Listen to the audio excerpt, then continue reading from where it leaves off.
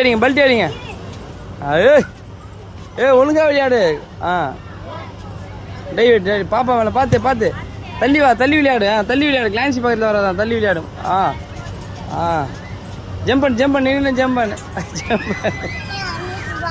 நீ விளையாடுப்பா வருவான். ஏய் சூப்பர்ப்பா அவன் வருவான். நீ போ விளையாடு போ. ஏய் ஏய் ஆத்தாடி. ஏய்